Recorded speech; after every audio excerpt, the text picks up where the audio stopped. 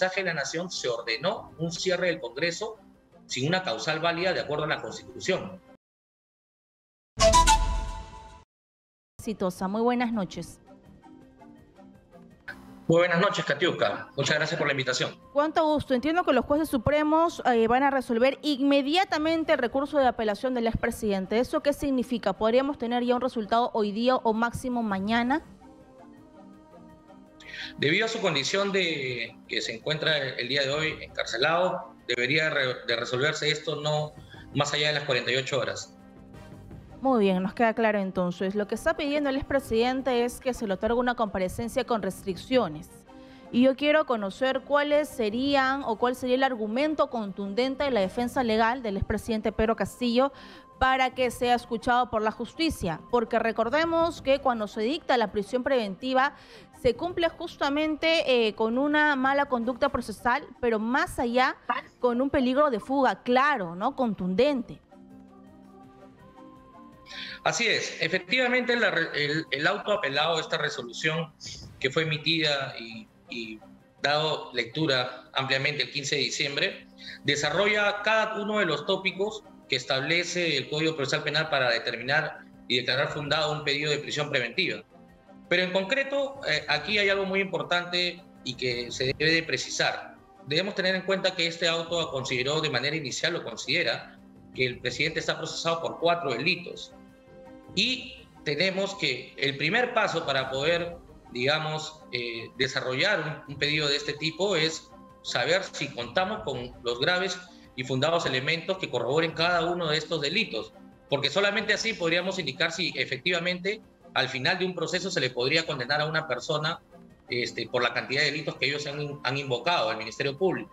En este caso, y siendo objetivos con la determinación de los hechos, acá la defensa técnica, creo yo, ha apelado sobre todo la tipificación de los hechos, porque el Ministerio Público determinó que estos hechos sucedidos el 7 de diciembre, es decir, el mensaje a la Nación, la disolución y todo lo que nosotros hemos evidenciado públicamente, se estaban tipificados en 4 delitos. Hablaba de rebelión, de conspiración para la rebelión, de abuso de autoridad y de grave perturbación a la tranquilidad pública. No obstante, lo que sí es claro es que estos hechos solo han precisado, estos hechos solo podrían caber en algunos de estos delitos. Y en mi modo de ver, y como ya han opinado otros, inclusive juristas conocidos del derecho penal que actúan actualmente dentro de las salas especializadas, este hecho podría calzar y debería calzar en lo que es la conspiración para la rebelión. Ahora, este primer punto es muy importante. ¿Por qué?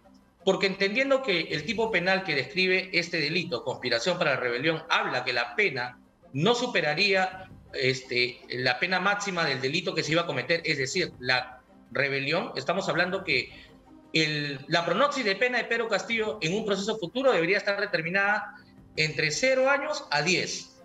Aún así, resulta ser grave porque pasa los 4 años de una pronosis de pena que está determinada por el Código Procesal Penal para ser considerado como grave para determinarse una prisión preventiva.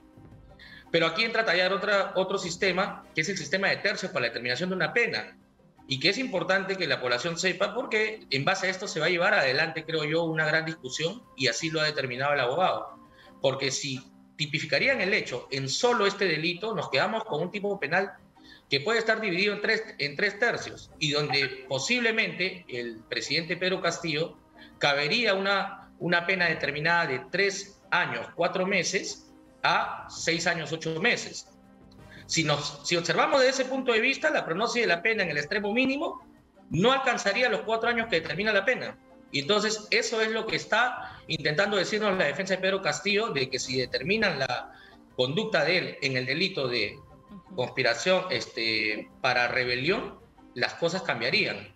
Sobre todo, ¿por qué? Porque el delito de abuso de autoridad y la grave perturbación a la tranquilidad, que lo han colocado como tipos penales que posiblemente se han cometido en estos hechos, son tipos penales que se encuentran dentro de los hechos que constituyen el delito de conspiración.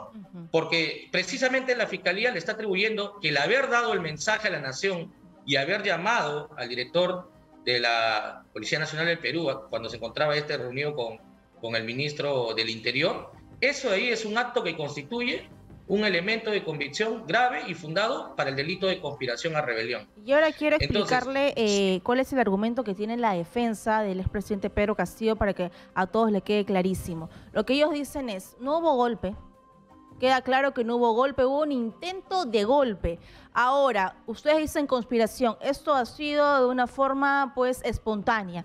Ustedes dicen rebelión, no podría ser rebelión porque no hubo alzamiento en armas. ¿Cuál sería su respuesta para lo que responde la defensa legal? Así es, en realidad coincido con esa posición porque desde el punto de vista legal o objetivo no ha habido un alzamiento en armas. Sin embargo, sí difiero de lo que indica cuando esto ha sido algo espontáneo. ¿Por qué? Porque dentro de este auto que declara fundado la prisión preventiva hay varias declaraciones que indican que se encontraban reunidos varias de las personas. Entre ellos han mencionado a la premier Betsy Chávez, a Aníbal Torres, ¿no?, al ministro del Interior y al ministro de Defensa. Entonces esto quiere decir que ha pasado por una conversación previa con las personas que integran, ¿no?, este Consejo de Ministros. Entonces ha habido ahí previamente, al parecer, una conversación para poder estructurar este mensaje a la nación. Lo que sucede es que efectivamente no hay una prueba directa o un acta de reunión, porque esto de acá, y eso lo sabemos, estos delitos pues no se plasman en un acta, en una reunión. Acá lo que va a entrar a tallar es el razonamiento que hagan los jueces y cuántas pruebas indiciarias corroboren lo que efectivamente se ha venido diciendo, ¿no?, que hubo una tentativa para conspirar a un golpe de Estado. Pero lo que sí es objetivo, y creo que no vamos a poder negar, es que en el mensaje de la Nación se ordenó un cierre del Congreso sin una causal válida de acuerdo a la Constitución. Entonces, ese primer acto definitivamente sí constituye una intención de un golpe de Estado. Y otro punto que también es bastante debatible y que muchos de sus colegas me han aceptado que sí hubo irregularidades en el momento en el cual se captura al expresidente Pedro Castillo, porque en ese momento todavía no le habían levantado el antejuicio, incluso todavía no lo habían vacado. Él era el presidente y había que respetar la autoridad presidenciable, a pesar de que se estaba yendo, está clarísimo, para México. Y es también lo que alega su defensa legal, irregularidad al momento de su detención. Esto es lo más importante y uno de los tópicos que en realidad va a resultar que la sociedad quizás lo quiera rechazar, pero existe una garantía procesal que tiene una protección a nivel internacional que se llama el debido proceso. Y si a una persona no lo procesan como la ley lo indica, se convierte en un agraviado del Estado. Lastimosamente, esto puede traer que de acudir a tribunales fuera del país podamos tener una resolución que castigue al Estado peruano si llega a probarse que efectivamente fue detenido de manera ilegal cuando él aún gozaba de la inmunidad de ser presidente de la República. Eso Además, mismo quiero hay ahí saber. otro punto Siga, por favor. importante. Sí, hay que precisar lo siguiente, que si bien la agenda para aquel día era la vacancia de Pedro Castillo, era por hechos que supuestamente estaban relacionados a una entrega de 4 millones, ¿no? Estábamos hablando con el tema de que venía de esa información que había sido de otra investigación fiscal donde se había indicado que se había realizado una entrega de 4 millones a través del señor Salatiel Marrufo y que esto, así es, y que finalmente parte de este dinero habría ido a parar a Pedro Castillo. Entonces, esto de acá era lo que se iba a discutir en esa agenda. Sin embargo, terminó utilizándose esa reunión en el Congreso, ¿para qué? Para vacar a Pedro Castillo por el mensaje de la Nación donde hacía una disolución ilegal del Congreso de la República. Ese es otro punto también que entrará a discutirse si efectivamente se cumplieron con la rigurosidad de lo que es un proceso de vacancia y si él estuvo notificado. ¿Por qué? Porque recuerden que un proceso de vacancia también tiene derecho el presidente a ejercer su derecho a la defensa. Entonces, claro, mínimamente debió conocer que ese día lo iban a procesar, no por los hechos relacionados a Salatiel Marrufo y los 4 millones, a los presuntos 4 millones, sino por el mensaje a la Nación donde disolvía el Congreso de manera ilegal. Señor Navarro, antes de pasar a los organismos supranacionales, yo quiero hacerle una pregunta. ¿Queda claro quién es el autor intelectual de ese intento de golpe de Estado? ¿Ha sido su indicado Pedro Castillo o se señala a otras personas? Porque sabemos que en el transcurso de la gestión del señor Pedro Castillo ha sido una persona muy influenciable, ¿no? Entonces, yo sé que hay un sector de la población que duda de que todo esto haya sido una idea de él, sino más bien de otras personas y que él fue, influenciado, ¿no?, a hacerlo. Bueno, de esta resolución tan amplia que tiene 104 páginas, lo que he podido percibir es que no se señala ni siquiera quiénes habrían participado en la conspiración, digamos, en un nivel de sindicación fuerte, porque no hay una sola declaración No queda donde claro. se esté culpando a otra persona. Así es, efectivamente, ¿no? Entonces, eso está en proceso de investigación, entiendo yo, pero lo que sí queda claro es que dentro de las primeras declaraciones que se han brindado, nadie ha sindicado a otra persona como parte de una conspiración o parte de un plan para poder rebelarse, ¿no? Eso sí es objetivo y está ahí en el auto que ha dictado el Juzgado Supremo.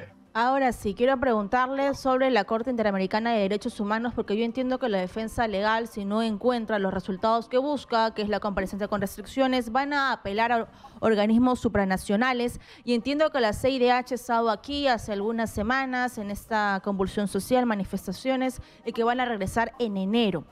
La CIDH podría recomendar al Estado peruano dejar en libertad al expresidente Pedro Castillo, como ya lo ha hecho con otros casos, como el caso del señor Fujimori, que dijo recomiendo que no salga libre, ¿no? Esa fue la Corte, pero están vinculados. Definitivamente que eso es totalmente posible, ¿no? Debido a lo que justo habíamos conversado respecto al debido proceso, ¿no? Si efectivamente no había una vulneración al debido proceso que es protegida por esta Corte Interamericana de Derechos Humanos, definitivamente esa puede ser una de las recomendaciones. Y es un poco grave eso porque creo que si nos hubiéramos, o si se hubiera dado las formas de una manera más ordenada, no tendríamos ese riesgo, o no correríamos ese riesgo de que se sancione el Estado peruano, ¿no? Por ser un Estado, digamos, violador de derechos fundamentales. Sobre todo cuando aquí a todas luces sabemos cuál podrían haber sido las intenciones detrás de este mensaje presidencial, ¿no? Y como país estamos obligados a acatar la recomendación de la CIDH y luego de la Corte Interamericana de los Derechos Humanos, recordando de que ya ellos habían expresado de que esta moción de vacancia por incapacidad moral no dejaba gobernar al expresidente Pedro Castillo. Hay antecedentes que la Corte les decía, Congreso deja gobernar. ¿Estamos obligados a acatar, a liberar al expresidente Pedro Castillo si así ellos lo recomiendan? En sí, definitivamente estamos obligados, ¿no? Porque nosotros estamos adscritos a los pactos internacionales donde debemos respetar ciertos derechos. Entonces, el Estado peruano no se puede arriesgar a romper esta, digamos, como actor internacional, no se puede arriesgar a quedar mal frente a la sociedad internacional viéndose un vulnerador de los derechos fundamentales. Y de hecho, por ello estamos obligados a cumplir con lo que nos recomiende la Corte. Muy aparte es lo que dijo anteriormente respecto a la falta de gobernabilidad o que no dejaban gobernar al presidente de la República. Eso es algo distinto. Pero acá, pero netamente, son antecedentes, lo único que ¿no? podría discutir, sí, pero lo único que se podría discutir es sobre el debido proceso, porque definitivamente todo lo demás me parece que es algo que se está viendo todavía y en esta fase de apelación de respecto a ello.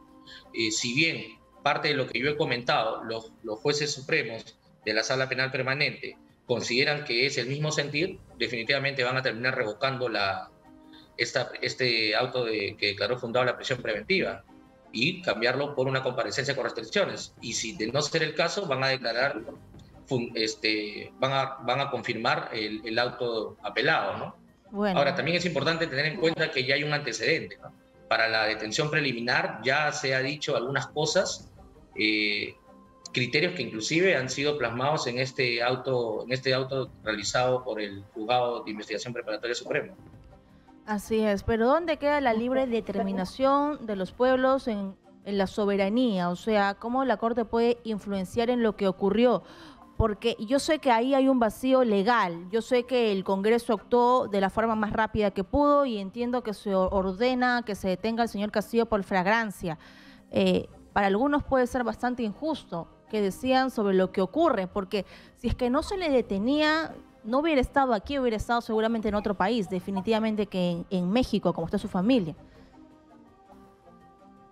Sí, es muy posible, ¿no? Han habido, a pesar de que no hay una declaración oficial, pero hay algunas noticias que han trascendido y han sido utilizadas inclusive en esta resolución para indicar que el presidente de México confirmó que efectivamente hubo un pedido de asilo.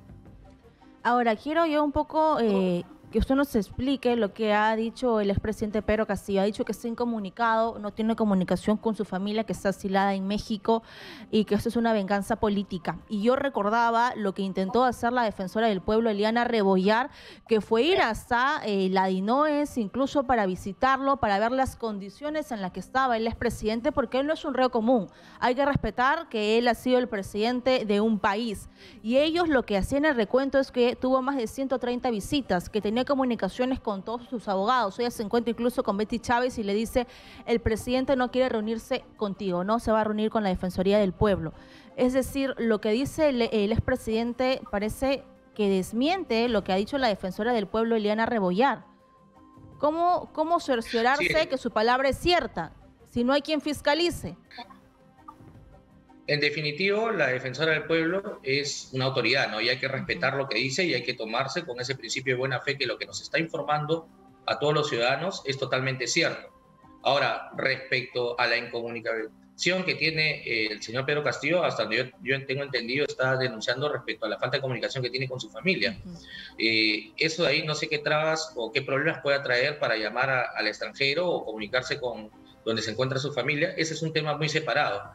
Ahora, lo que sí es cierto es que no se ha hablado de falta de comunicación con los abogados y partiendo de ese punto creo que podemos dar credibilidad a lo que está diciendo la defensora del pueblo, ¿no? Es más, están hablando de una cantidad de visitas exorbitantes, ¿no? Sí. En un estado de detención. Tengamos en cuenta que también, que si bien tiene derecho una persona a la asistencia de un profesional, a las visitas, tampoco se podría hacer una exageración. Y a pesar de que él no sea un reo común, de todas maneras se tiene que respetar el estado en el cual se encuentra. Si él está siendo procesado, hay que respetar las instituciones y dentro de ello hay que tener un respeto y un límite para la cantidad de visitas que se puedan realizar en un espacio de tiempo sin abusar de su ex condición, ¿no? Entonces, eso también podría tomarse en cuenta como por ahí que está asusando al pueblo a que está siendo privado de ciertos derechos y que se puede interpretar de esa manera, ¿no? Eso tampoco no coincido con esas posiciones porque lo que hace es llamar de manera indirecta a que las personas piensen que se está violando otros derechos fundamentales y que esta persona está privada de otras cosas y que no solamente es su libertad. Y eso ha ocurrido con otros presidentes, ¿no? Como por ejemplo el de Colombia, Gustavo Petro, como el de México, el señor Manuel López Obrador. Muchas gracias, señor Navarro. Nos ha quedado clarísimo cuál es su explicación técnica de lo que podría ocurrir en las próximas 48 horas respecto al expresidente Pedro Castillo. Muy buenas noches. Muy buenas noches, Catita. Gracias. 7:50 aquí en Exitosa. Tenemos ya una fecha tentativa para conocer si es que se le revoca estos 18 meses de prisión preventiva al expresidente Pedro Castillo. Los jueces van a determinarlo inmediatamente. Plazo máximo 48 horas, hoy día o mañana lo vamos a conocer. Pero recordemos de que el antecedente del intento de fuga a la Embajada de México va a ser bastante contundente, ¿no? Y además lo que él menciona de estar incomunicado con la familia debe fiscalizarse.